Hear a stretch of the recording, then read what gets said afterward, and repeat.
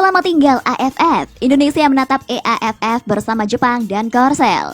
Publik Indonesia sempat kecewa setelah timnas U19 Indonesia gagal melaju ke semifinal Piala AFF U19 2022. Bukan karena penampilan timnas, namun karena indikasi permainan tak fair yang dilakukan oleh Vietnam dan Thailand saat mereka bertanding. Thailand dan Vietnam bermain imbang 1-1 pada laga terakhir grup A yang berimbas tersingkirnya timnas U19 Indonesia meski menang besar atas Myanmar di laga terakhir. Timnas Vietnam dan Thailand pun sempat menjadi bulan-bulanan warganet Indonesia setelah dianggap sebagai biang kerok kegagalan timnas Indonesia U19 lolos ke semifinal. Muncul wacana agar PSSI segera meninggalkan AFF karena federasi yang menaungi negara-negara ASEAN ini telah cedera. Di antara opsi yang bisa diambil PSSI jika telah pamit dari AFF adalah bergabung dengan East Asian Football Federation atau EAFF alias Federasi Sepak Bola Asia Timur. PSSI dan Timnas Garuda akan mendapatkan sejumlah keuntungan jika memutuskan bergabung dengan EAFF, sebagaimana dilansir dari suara.com, jaringan berita manado.com. 1. Peluang karir pemain cerah. Ya, peluang untuk berkarir di kompetisi elit Asia Timur meningkat bagi pemain Indonesia. Ada beberapa negara yang memiliki kompetisi sepak bola berkualitas. Negara itu bisa menjadi tempat berkarir bagi para pemain asal Indonesia. Jepang dengan J-League misalnya, dan Korea Selatan dengan K-League-nya yang merupakan salah satu kompetisi terbaik di benua Asia. Bermain di kompetisi berkualitas semacam ini bagus untuk meningkatkan performa para pemain Indonesia karena tempaan yang kuat.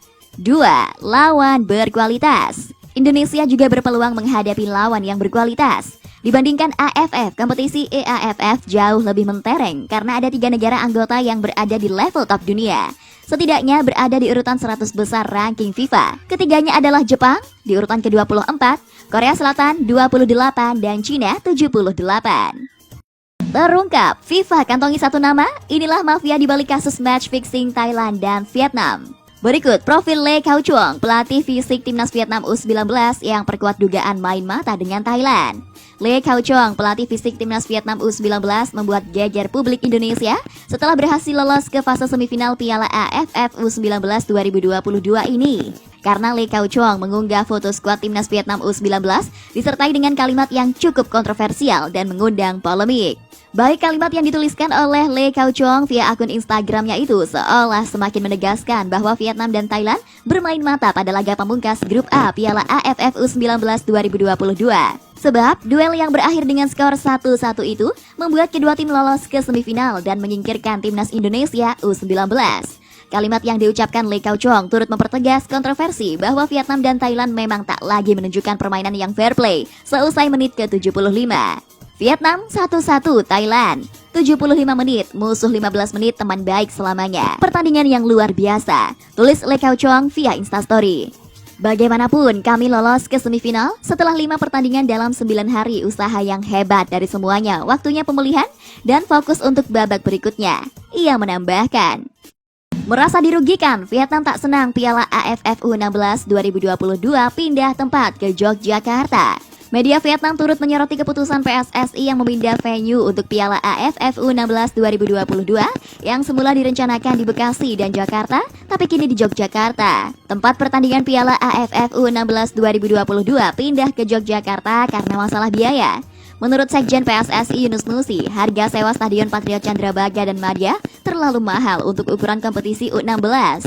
Apalagi pihaknya tak mendapatkan dana dari AFF untuk ajang kelompok umur ini. Maka dari itu, Yogyakarta menjadi pilihan karena dianggap lebih murah. Terkait pembiayaan, AFF tidak memberikan dana untuk ajang ini dan dilimpahkan langsung kepada host. Sehingga kami akan kewalahan apabila ajang yacht saja dilaksanakan di Madia dan Bekasi, kata Yunus Nusi saat dihubungi suara.com pada Rabu 13 Juli 2022. 2 stadion akan digunakan untuk kejuaraan ini adalah Stadion Maguwo Harjo Sleman dan Sultan Agung Bantul. Karena biaya sewa Stadion Patriot dan Madia sangat mahal dan berbeda dengan sewa stadion di Yogyakarta. Jelas Yunus Nusi yang merupakan mantan anggota Exco PSSI tersebut. Nah, pindahnya tempat pertandingan Piala AFF U16 2022 ini disorot oleh media Vietnam. Mereka menyebut timnasnya dirugikan. Vietnam merasa dirugikan karena anak asuh Bima Sakti sudah familiar dengan venue Piala AFF U16 2022. Terlebih, bakal ada dukungan supporter yang meriah akan menambah motivasi. Melihat pernyataan Bima Sakti ini, media Vietnam melihat bahwa negaranya bakal kesulitan. Sebab Vietnam tergabung sama dengan tuan rumah Timnas Indonesia U16 bersama dengan Filipina dan Singapura. Kabar gembira untuk Timnas Indonesia, Jepang akui tidak pede untuk jadi tuan rumah Piala Asia 2023. Niatan bagi Timnas Indonesia untuk menjadi tuan rumah Piala Asia 2023 mendatang mendapatkan sedikit angin segar. Pasalnya Jepang yang dianggap sebagai salah satu pesaing terberat untuk status spesial tersebut mengisyaratkan jika mereka tidak sepenuhnya merasa siap. Kabar tersebut datang dari Federasi Sepak Bola Negeri Sakura sendiri yakni JFA. Entah karena alasan apa mereka sepertinya tidak yakin akan mengirimkan berkas pengajuan diri pada AFC. Padahal batas pengumpulan proposal lamaran sebagai tuan rumah Piala Asia 2023 akan jatuh pada Jumat 15 Juli 2022. Tenggat tersebut sudah AFC perpanjang sebelumnya. Pada awalnya, Asosiasi Tertinggi Sepak Bola Benua Asia tersebut berniat menutup pendaftaran 2 pekan lebih awal. Kami masih mempertimbangkan untuk jadi tuan rumah Piala Asia 2023, tapi sepertinya kans itu cukup kecil, beber Direktur Teknik JFA Yasuharu Sorimachi pada Rabu 13 Juli 2022 lalu. Dengan masih ragu-ragunya Jepang, maka jalan Timnas Indonesia untuk menjadi host Piala Asia 2023 menjadi sedikit lebih mudah. Akan tetapi, mimpi tersebut dipastikan masih akan sangat sulit untuk terwujud karena Korea Selatan, Qatar, dan kemungkinan juga Australia masih ada.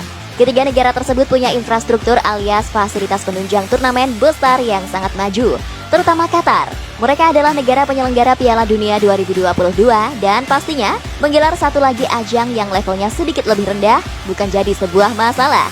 Fakta ini diketahui betul oleh PSSI selaku Federasi Indonesia dan Kementerian Pemuda dan Olahraga. Dua instansi tersebut sangat ingin mewujudkan impian jadi tuan rumah Piala Asia sekali lagi. Namun Qatar bukan lawan yang dengan mudah untuk disaingi. Sudah mengirim proposal, cuma memang kan pesaing kita ini lumayan ya, terutama Qatar. Jadi ya mudah-mudahan AFC ada pertimbangannya ya. Karena selisih dengan Piala Dunia U20 itu hanya sebulan, ucap Zainuddin Amali selaku Menpora. Sehingga infrastrukturnya masih ada, SDM juga masih ada. Karena panitia yang menyelenggarakan juga tak jauh beda. Harusnya ini jadi pertimbangan AFC. Tambahnya lagi, menjadi tuan rumah untuk Piala Asia 2023 akan secara drastis menaikkan peluang Timnas Indonesia untuk sukses di sana setelah 15 tahun absen. Dengan status host, maka tim Garuda akan ditempatkan di pot 1 alias unggulan teratas dan berpeluang besar terhindar dari lawan-lawan sulit di fase grup seperti Jepang, Korea Selatan, Arab Saudi, Iran, dan Australia.